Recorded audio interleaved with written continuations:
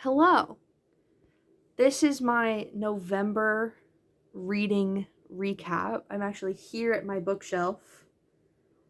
You can see the reflection of a light in my TV. It's like a halo. Hey. Yeah. So I had an interesting reading month in the month of November. I started off not reading a lot.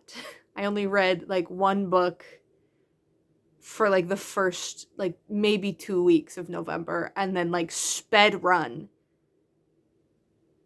reading six more. Because I think I read seven. They're all here on my shelf. Right there. Um so we'll go through them. Um I like doing them in reading order, and I remember the reading order, I think. I hope. I do. So the first book that I read is The Hawthorne Legacy by Jennifer Lynn Barnes. It's the second book in the Inheritance Games series. Love it. Love this book. Love the series. I'm planning on continuing it. I love the way Jennifer Lynn Barnes writes. I'm immersed in this world. So good. So good.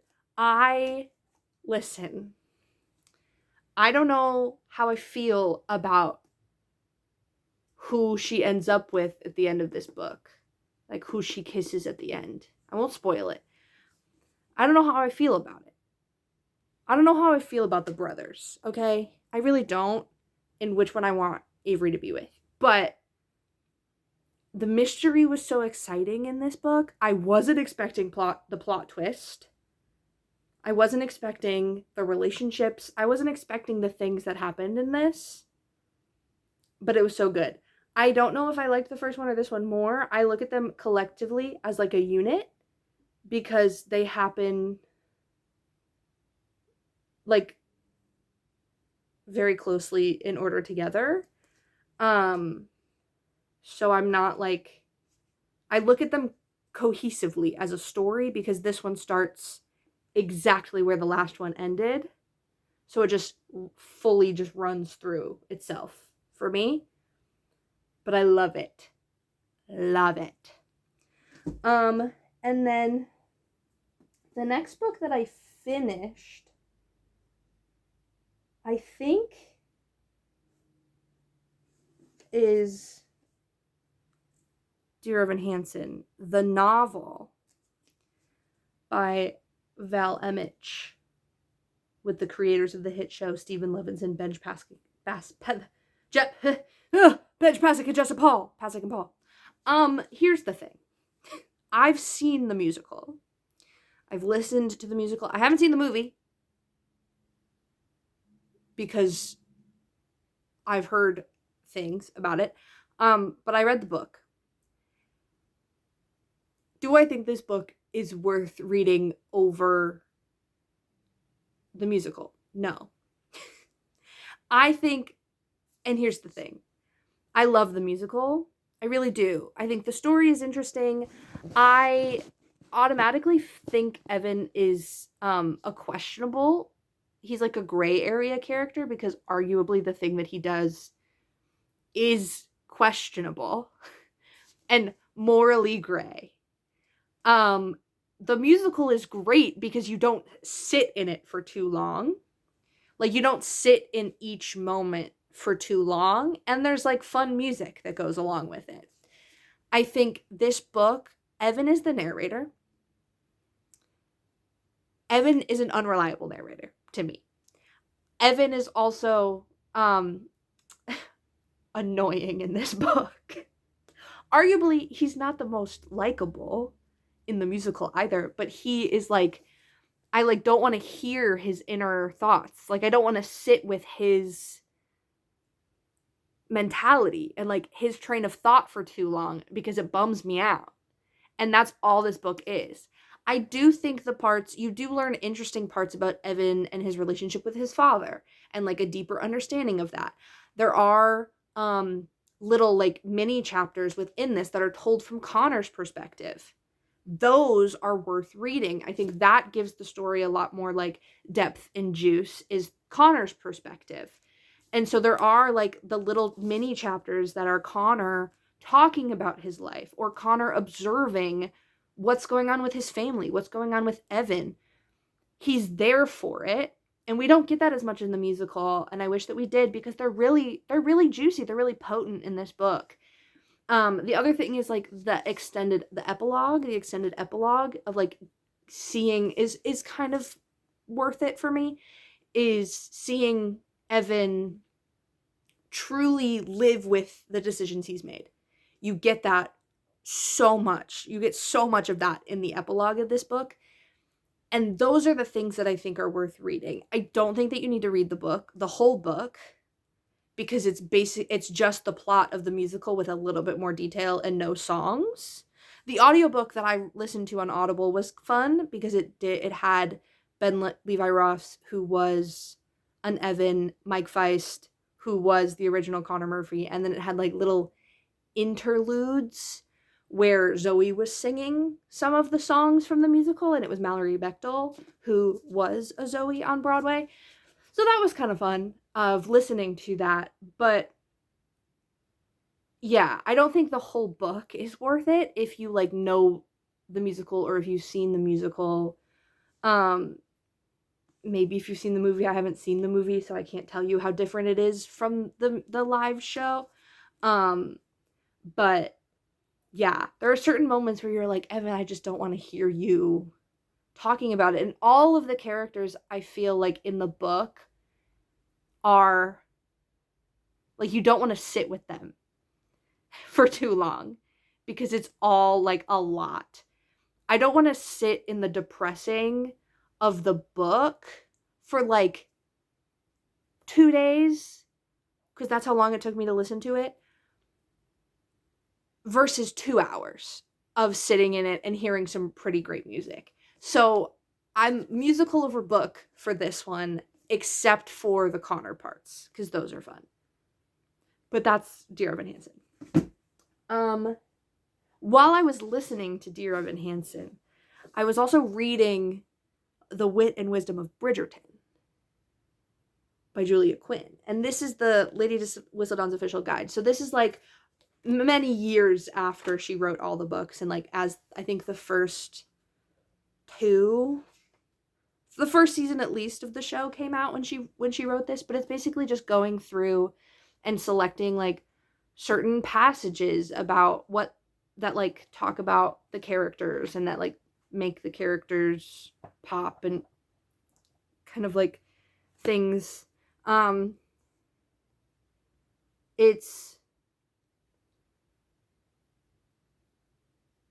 She like brings different things together. It's fun. I hadn't read any of the books at the time when I read this, so it was kind of a fun like precursor of like things to look forward to, of like little passages that give more detail and like talk about the characters. It's kind of fun if you like Bridgerton. This is a good like coffee table book. But I just like, it's so quick that I was like, why is it still on my shelf when I could read it really quickly? And I did read it really quickly.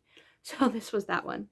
And then I read this book. I was reading this book from the end of October through pretty much the entire month of November. But it's by the book, by Amanda Sellett. This is a YA romance, okay? It is so cute. It is so cute. It's about this girl who, she's a sophomore in high school, and she transfers from like the little school that like a bunch of professors' kids go to at the college that her parents work at, because they're both English professors. That gets shut down, and so she has to go to real school. She has to go to like real public high school.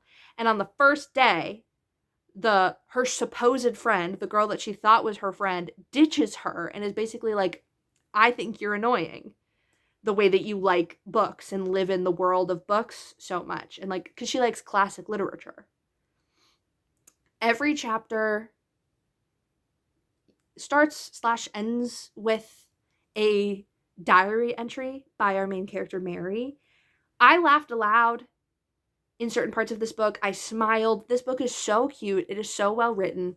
She meets these three friends in the coffee shop that she goes to frequently, but she's like working behind the counter on this one thing completely by accident because the guy that normally works there is like, I have to go meet with your parents, Mary.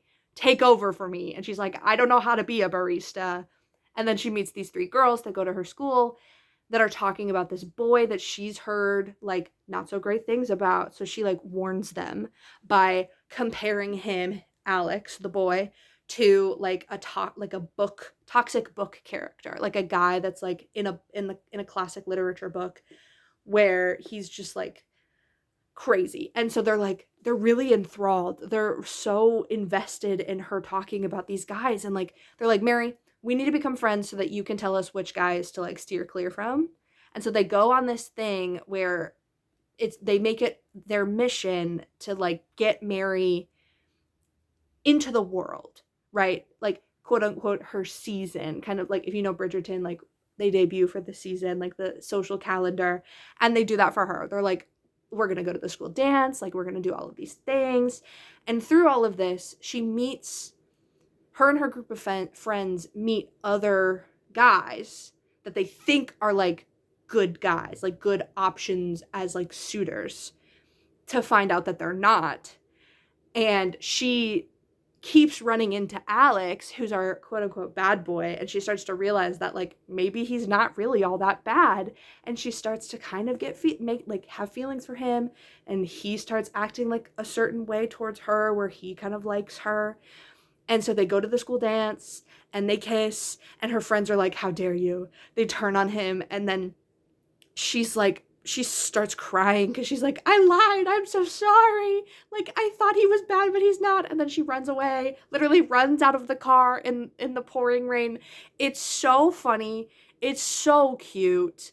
Like I loved this author's writing so much that I was like, I need to get more books from her. She writes YA romances and adult books, and so I just love her writing style. It's so fun.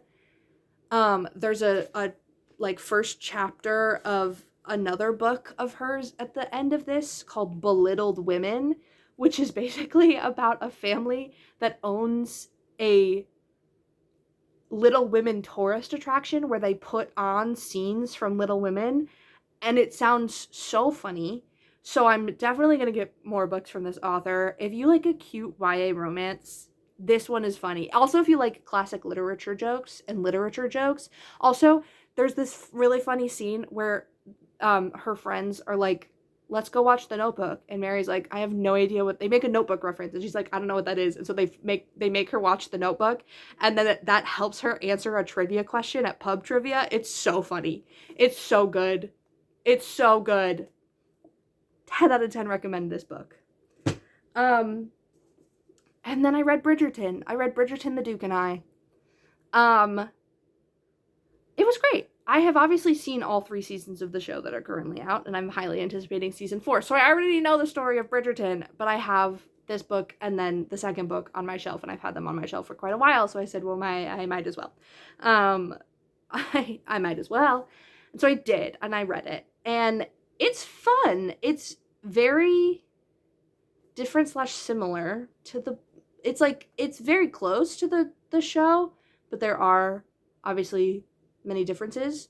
I thought, based on watching the show and have watched the show and have seen Simon and Daphne's relationship in the show, I thought this book was going to be, I thought the steamy scenes were going to be a lot steamier, and I think that the show is steamier than the book, weirdly enough.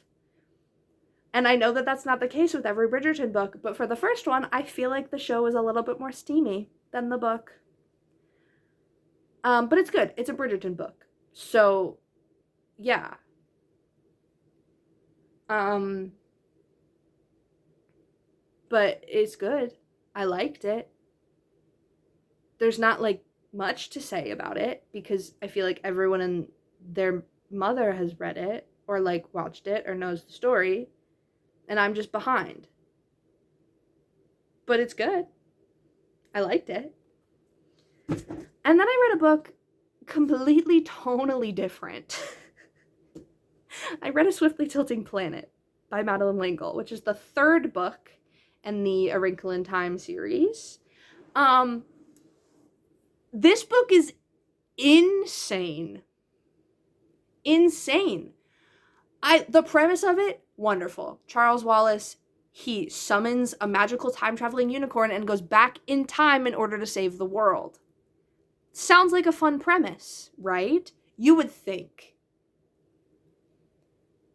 He goes back in time to stop the events that lead up to, and like change the events that lead up to this leader of this made-up South American country that is threatening to launch missiles at the United States. And the President of the United States himself calls Mr. Murray, their father, because he's a physicist that's worked with the president, and says, hey, just warning you, we might not exist in 24 hours. Also, he calls him on Thanksgiving. And I read it Thanksgiving weekend, so it was kind of a fun Thanksgiving. I was like, oh, it takes place at Thanksgiving. And then we get to the middle of the book. Everything's going fine, right? Charles Wallace, he like summons this magical time-traveling unicorn, and he is learning about all of these different things. And then chapter 6, the middle of the book, he gets to the first settlement of this South African country, where there's a literal witch hunt. Takes a religious turn in the middle of the book. Me, under my little light reflecting halo, takes a religious turn in the middle of the book, unexpectedly. I'm like, this is a children's sci-fi book. Now we're in a witch hunt, where the priest of the town walks into this house, because they're settled by the Welsh, okay? So, walks into this house and is like, points to the wife of the son of one of the Welsh settlers, and is like, you're a witch. Oh, because she's a part of the indigenous tribe. And they're like, you're not a Christian. And she's like, I'm literally just as much of a Christian as you are. And he's like, no, you're a witch. And then calls in a witch hunter from America. And they try and kill her as a witch. And then Charles Wallace, who is literally in the body of one of the people, he like, in order for him to travel back in time, he physically embodies and like it lives in the body of one of the people that existed during that. So he's in the body of this little boy, and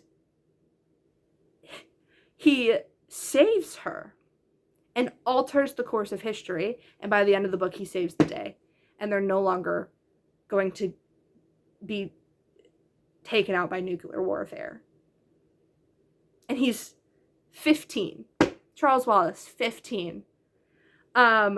Exciting part, though, is Meg and Calvin are married and they're having a baby in this book. Except Calvin's not there, because he's in London for a conference on Thanksgiving. So I didn't get any Calvin in this book, but we did get a lot of Meg. And Meg was kiving, which is basically she was reading Charles Wallace's mind and like communicating with him and like understanding everything that he was going through at the same time that he was going through it. So she is just like lying in bed, kiving with him and knowing everything that's going on. And then they changed the course of history, and she comes downstairs and she's like, so we're not dying? And they're all like, Meg, you crazy. Because they don't remember any of this because they changed the course of history. So crazy shift that I had in my reading journey this month. Wasn't expecting a witch hunt in the third A Wrinkle in Time series. Third book in this series. So I only have 2 left. So far, the first one is still my favorite because it's a nostalgia read for me, and then the second one, and then the third one. So interesting time for that. And then I was like, oh, well, that's 6 books. And I was going through my shelf, and I was really going through, like, the decisions of what I was going to read in the next 2 months. Because I'm temporarily moving to Florida in January to do the Disney College program and work at Walt Disney World. And I didn't want to bring that many books with me. So I was getting ready for my December reads and my, like, 2 weeks of January reads before I move. And I was like, I've had this book is small on my shelf, and I could probably get through it really quickly because I already know the story because I was in the play.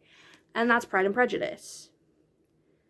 So I read this entire book in one day, and by read I mean listened to the audiobook, a 12-hour audiobook in one day.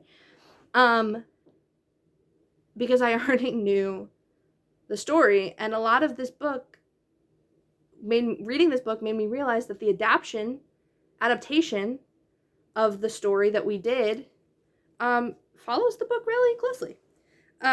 Because a lot of the lines in the book I said as Mrs. Bennet, which were really fun. But yeah, I read it in one day. I mean, I do love Pride and Prejudice. This was a gift from my Mr. Bennet. He gave all the Bennet girls a copy of Pride and Prejudice and wrote a little note in it and gave us all a little bookmark with Jane Austen stickers on it. And it's very cute. So this is a very special book to me. It's a very special, sorry, there's like a thingy on the bookmark and I'm trying to get it off, but I'll do it later. Very special book to me. I loved it. I mean, it's Pride and Prejudice. You can't go wrong. You cannot go wrong with Pride and Prejudice. You can't go wrong with Jane Austen. So, loved it. And those were all the books that I read this month. I'm still trying to get, it's fine. I think it's a piece of tape. Those are all the books that I read this month. Pick them up without dropping all of them. Here they are. Read 7. Not too bad. A lot of those I read in the period of like a week. I read this one in a day. I read this one in 2 days. I read this one in 2 days. I read this one over the course of a month. I read this one in 2 days. I read this one in 2 days. And I think I read this one in maybe 4 to a week. 4 days to a week I read this one, I think. I don't really remember. It was long ago. But I read, maybe I might have read this one in 3. But I read it pretty quickly. But I read all of these books in the span of like a week. So pretty impressive, if I do say so myself. If I can toot my own horn. Yeah. But I have, let me move over. This is my December TBR plus 2 books that I have over there to read. Behind it is my January TBR.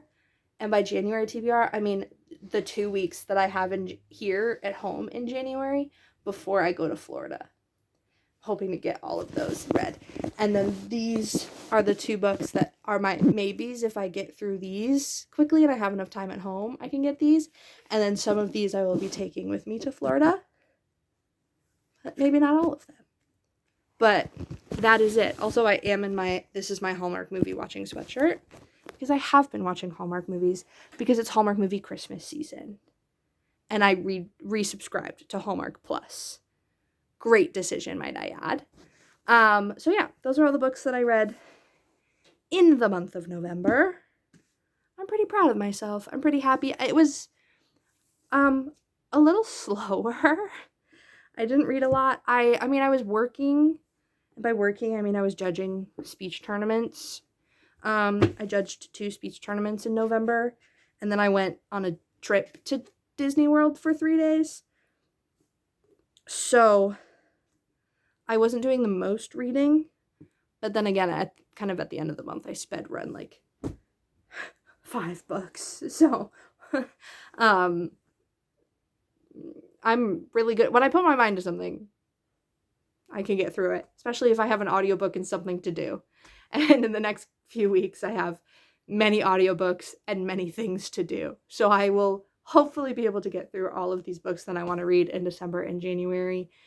And then I'll keep you updated. And then maybe I'll do more reading vlogs or reading things when I'm in Florida. Because I definitely know some of these are coming with me, but I don't know fully which ones. But yeah, that's everything I read in November. Let's hope I get through everything December and January, but I'll let you know. But I hope you had a great Thanksgiving. Merry Christmas. Happy Hanukkah. Happy Kwanzaa. Happy holidays. Happy whatever you celebrate. If you're in it just for the decorations and the food, then that's great too. I can't say that that's not what I'm motivated for during the holidays, but that's me for this month. And now I'm gonna go read, probably, and probably play on my Nintendo Switch. So,